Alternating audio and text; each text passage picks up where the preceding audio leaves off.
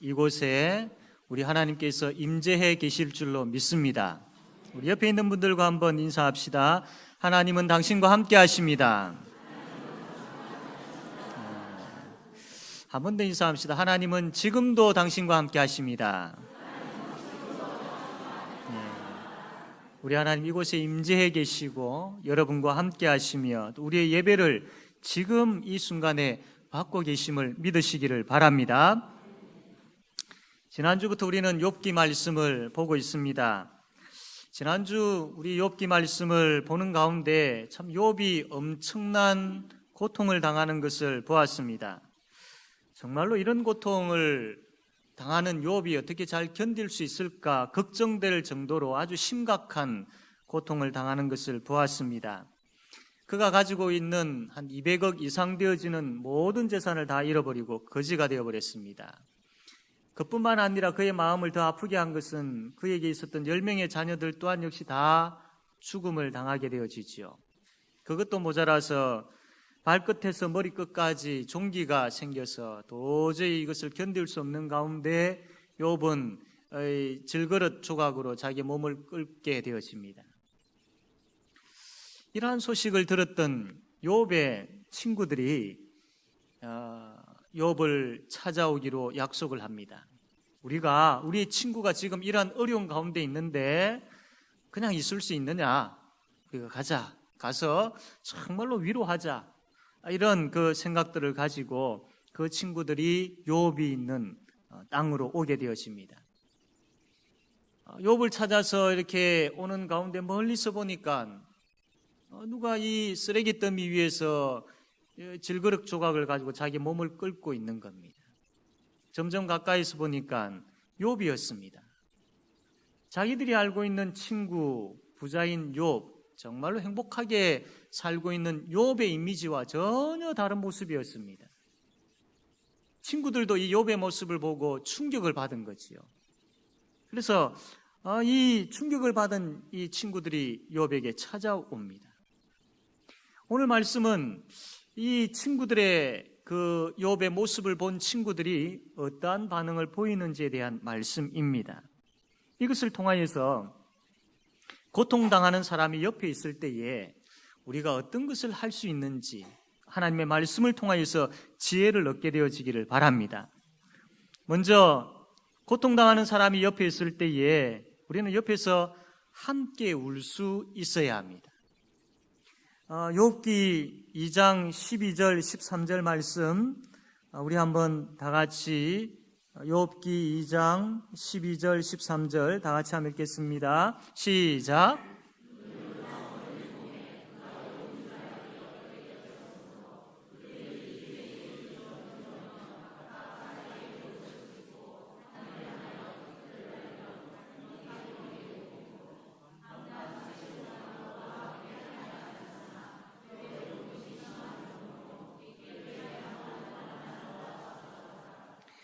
아멘. 욥의 세 친구가 욥을 찾아와서 처음에는 정말로 기가 차서 아무 말이 나오지 않았던 거죠. 너무나도 슬펐던 겁니다. 그래서 7일 동안 아무 말하지 아니하고 욥 옆에서 함께 울었습니다. 로마서 12장 15절 말씀 보면 우리가 잘 아는 말씀이죠. 즐거워하는 자들과 함께 즐거워하고 우는 자들과 함께 어떻게 하라? 울라라고 말씀을 했습니다. 여러분 잘 아시겠지만 힘들 때 그냥 누가 옆에 있어 주는 것만 해도 큰 힘이 되어집니다. 어떤 특별한 해결책을 가지고 찾아와서 이 문제를 해결해 주지 아니하여도 그냥 옆에 함께 있어 주는 것, 더 나아가서 내가 힘들어하는 것을 이해해 주고 함께 울어주는 것, 그것만 있어도 큰 힘이 되는 것이죠. 사랑하는 성도 여러분, 우리 주위에는 참 우는 사람들이 많이 있습니다.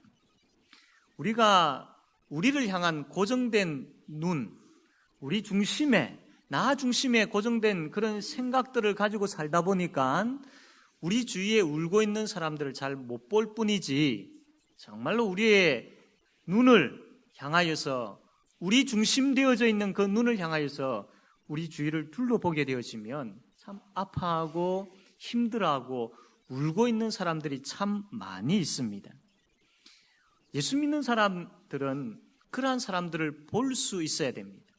그리고 그 사람의 우는 소리를 들을 수 있어야 되고, 그것뿐만 아니라 함께 찾아가서 함께 울 수 있어야 됩니다.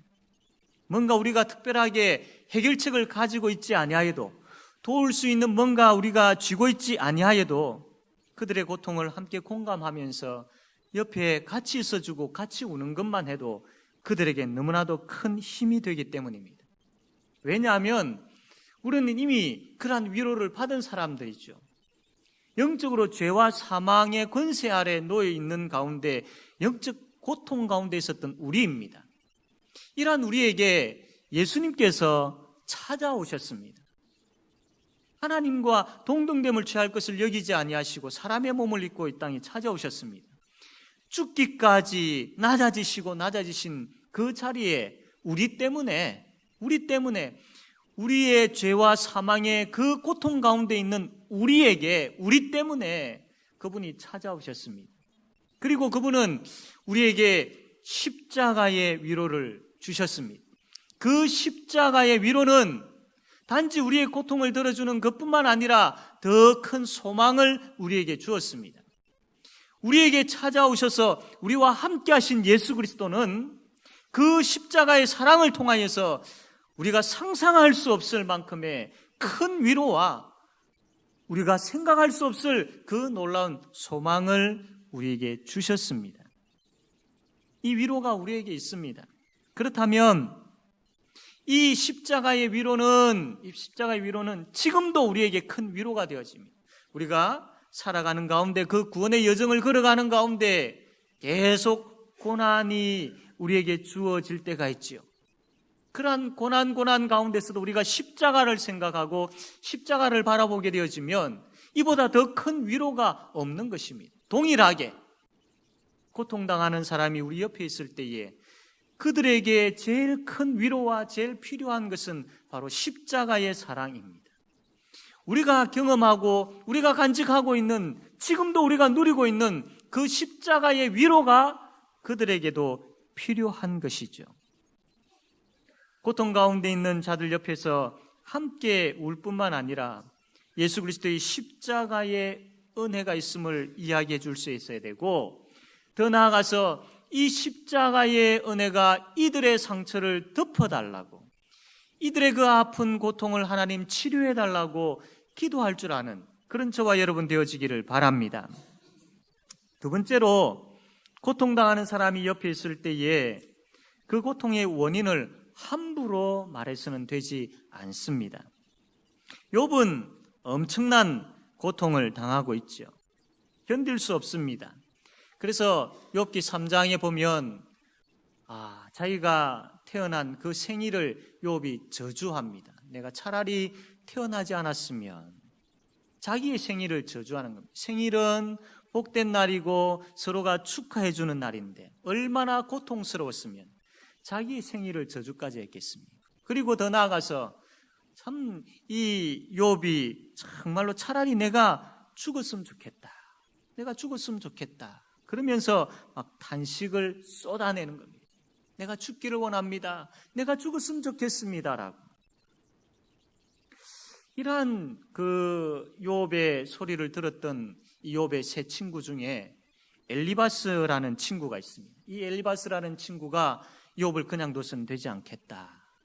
7일 동안 침묵을 하고 있는 가운데 있었던 이 친구가 이제는 내가 욥에게 뭔가를 이야기해 줘야 되겠다. 내가 욥을 위로하러 왔기 때문에 내가 욥을 위로해야 되겠다라는 그런 마음으로 이제 엘리바스가 욥에게 이야기하기 시작합니다. 그것이 바로 우리가 읽었던 이 4장, 5장 이 내용입니다.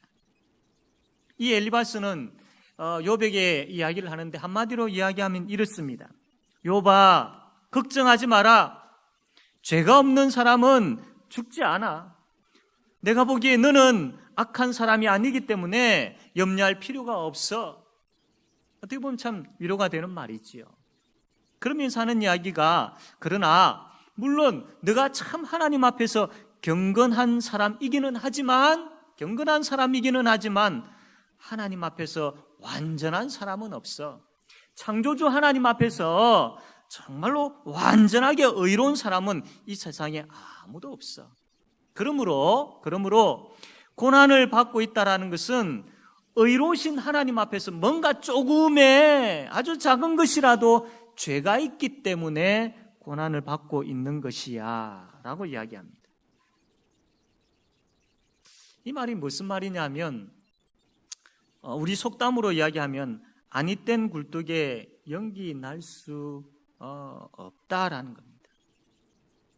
그러니까 이 엘리바스의 이야기는 욥에게 참 위로를 해주고 싶었던 겁니다. 위로를 해주고 싶은 마음을 가지고 이제 이야기를 하기 시작하는데, 그러면서 이 엘리바스가 하고 싶은 이야기를 해버리는 겁니다. 그게 뭐냐면 고난은 아무 이유 없이 찾아오지 않아. 인간의 죄 때문에 고난이 찾아오고 있는 거야 라고 이야기하는 겁니다. 다시 이야기하면 엘리바스는 지금 간접적으로 돌려서 이야기를 하고 있는 것이지만 직선적으로 실제적으로 그 엘리바스의 이야기를 풀어보면 욥이 내가 지금 고통당하고 있지? 내가 지금 이 고통당하고 있는 것은 잘 생각해봐. 네가 하나님 앞에서 경건한 사람이기는 하지만 그래도 조금의 죄가 있을 거야. 내가 하나님 앞에 회개하지 아니하는 자그마한 그런 죄가 있을 거야. 잘 생각해봐. 그 죄 때문에 내가 지금 고통당하고 있는 거야 라고 이야기를 하고 있는 겁니다. 그러면서 이 엘리바스가 욥에게 하는 말이 5장 8절로 한번 가보겠습니다. 욥기 5장 8절에 보면 엘리바스가 이렇게 이야기합니다. 나라면 하나님을 찾겠고 내 일을 하나님께 의탁하리라. 하나님은 헤아릴 수 없이 큰 일을 행하시며 기이한 일을 셀 수 없이 행하시나니 비를 땅에 내리시고 물을 밭에 보내시며 낮은 자를 높이 드시고 애고가는 자를 일으키사 구원에 이르게 하시느니라. 즉 다시 이야기하면 욥아, 지금 너가 할 수 있는 것은 너의 사정을 하나님 앞에 맡기는 거야. 그것밖에 없어.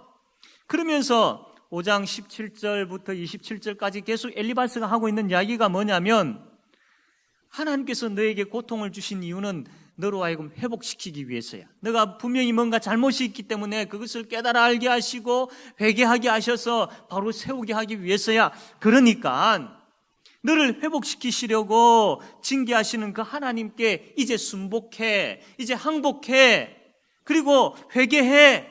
그러면 하나님께서 너에게 복을 주실 거야. 그러면 하나님께서 너를 회복시켜 주실 거야. 그러면 하나님께서 예비하신 엄청난 것들을 너에게 주실 거야. 지금 욥의 친구 엘리바스가 이 이야기를 하고 있는 겁니다. 여러분 어떻습니까? 이 엘리바스의 이야기를 들어보니까 틀린 말이 있습니까? 거의 다 맞는 말이죠. 맞는 말이죠.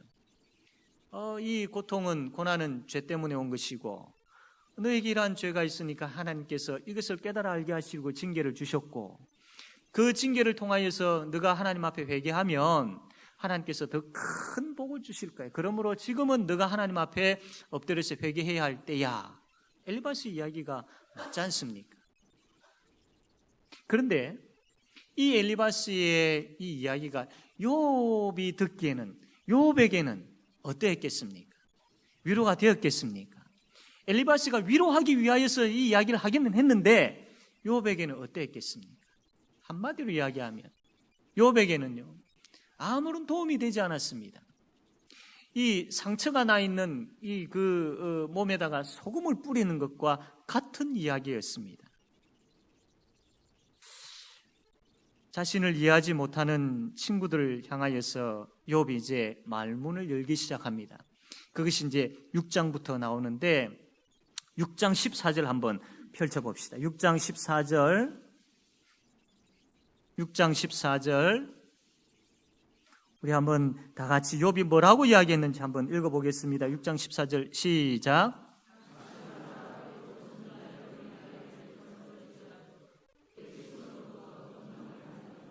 네.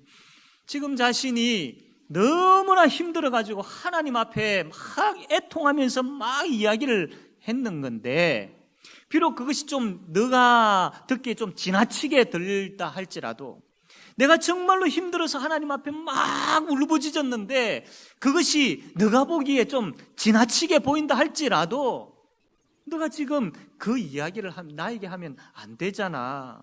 정말 내가 필요한 것은 친구로서 나를 좀 불쌍히 여기면서 내 옆에 있어주는 것, 나를 위로하는 것, 그게 내가 지금 필요해. 나에게는 지금 무엇이 옳고 그르고의 정답을 이야기해 주는 사람보다도 나에게는 지금 친구가 필요해. 친구가 필요해. 그 이야기를 14절에 하고 있는 것입니다. 자기 자신에 대해서 이렇게 이야기하는 친구에 대해서 쭉 보면 뭐라고 이야기하느냐 하면, 비가 많이 올 때에 시냇가에 그 물이 철렁철렁하면서 넘치지 않습니까? 그러나 비가 그쳐버리면 이 상류 지역에 있는 시냇가는 금방 물이 말라. 거기에다가 해가 떠서 태양볕이 막 내리쬐면 바닥이 갈라져 버립니다.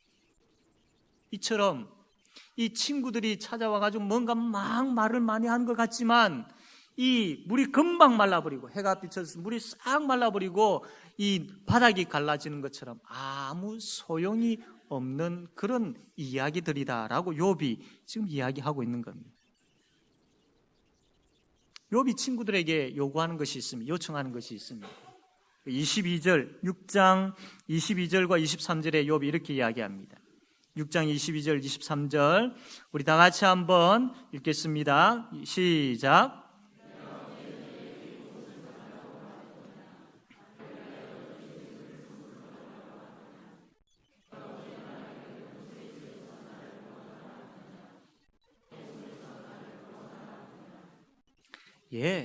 욥이 친구들에게 원하는 것은 너희들이 지금 장황한 그 말들, 또 물질적인 도움들, 뭐 큰 구원의 손들, 내가 이런 것들을 원했느냐? 그거 아니다. 지금 나에게 필요한 것은 그거 아니다. 진정한 친구로서 내 곁에서 나를 위로해 주는 것, 그거 필요해라고 우리가 조금 전에 읽었던 14절에 그렇게 이야기를 하고 있는 것입니다. 고통당하는 사람들의 마음, 아마 대부분 이 욥과 같은 그런 마음일 것입니다. 엘리바스는 이 욥의 마음을 잘 헤아리지를 못한 것이죠. 왜냐하면 엘리바스의 마음속에는 확고부동한 생각들이 있었습니다. 그것은 뭐냐면 모든 고난은 죄 때문이야. 죄를 지은 사람은 고난을 받게 되어 있어라는 그 인과응보라는 그런 사상들, 생각들이 그 엘리바스의 머릿속에 가득했던 겁니다. 그래서 지금 그 생각들, 그 자기의 기준을 가지고, 잣대를 가지고 욥을 보니까 욥이 아마 죄를 지어서 이럴 거야라고 지금 그렇게 생각했던 것이죠. 여러분들은 어떻게 생각합니까? 주위에 고난당하는 성도를 볼 때, 혹은 본인이 때로는 원치 않는 고난을 당할 때에 그 고난에 대해서 어떻게 생각합니까? 그 고난의 원인이 무엇이라고 생각합니까? 물론 궁극적으로 우리 하나님은 죄 지은 자를 심판하시는 분이시지요. 그러나 모든 고난이 죄로 인하여서 이렇게 찾아온 것이고, 모든 고난으로 인한 그 심판이 죄 때문이라고는 우리가 그렇게 함부로 평가해서는 되지 않는 것입니다. 너무나도 쉽게 고난의 원인이 죄다라고 단정지어서는 되지 않는 것이죠. 물론 많은 부분들이 있어서 그렇지만, 그러나 그렇지 않는 경우도 있습니다. 우리가 지금 보고 있는 욥기에서의 욥의 상황을 보면 알 수 있지 않습니까? 그리고 또 참 사자굴 안에 던져졌던 다니엘의 모습도 보면 알 수 있지 않습니까? 더 나아가서 노예로 팔려갔던 요셉의 모습을 한번 생각해 보십시오. 그거 보면 우리가 알 수 있지 않습니까? 그들이 죄를 지었기 때문에 그 죄에 대한 대가로 그러한 고난을 받습니까? 그렇지 않는 경우들도 있다라는 겁니다. 지금 욥에게는 정말 필요한 것은 충고가 아닙니다. 충고가 아니라 욥을 따뜻하게 안아줄 그 마음이 필요한 것이죠. 그래서 고난 가운데 있는 성도들을 볼 때에 우리가 그 고난의 원인이 무엇인지를 혹은 또 우리가 가지고 있는 잣대를 가지고 죄 때문인지를 이야기하기에 앞서서 하나님의 위로하심이 그에게 있기를 먼저 구할 수 있어야 돼요. 따뜻한 마음으로 안아줄 수 있는 것이 먼저 필요한 것이죠. 아버지 되시는 하나님께서 분명한 어떤 선한 계획을 가지고 계시는 것에 대해서 이야기해 줄 수 있어야 됩니다. 그러며 함께 그것이 무엇인지를 찾아가며 기도할 수 있어야 되는 것이죠.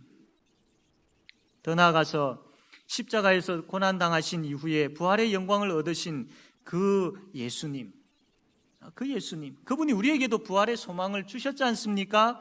이 부활의 소망을 가지고 그 사람에게 나아가며 이 부활의 소망을 이야기해 줄 수 있어야 되고, 이 부활의 소망을 가지고 끝까지 인내할 수 있도록 격려할 수 있어야 됩니다.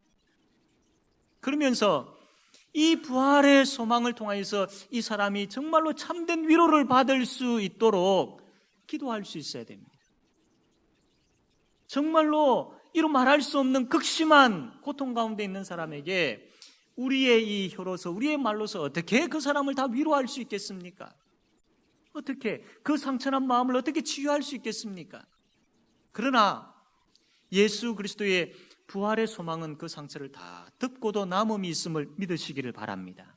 그러므로 예수 그리스도의 그 부활의 소망이 그 상처를 덮어달라고, 부활의 소망이 그 아파하는 고통 가운데 있는 사람을 품어달라고, 그래서 그 부활의 소망을 통하여서 그 사람 다시 회복되어지고 일어설 수 있게 해달라고, 하나님 부활의 소망으로 위로해 주십시오라고 기도할 수 있는 그런 저와 여러분 되어지기를 바랍니다.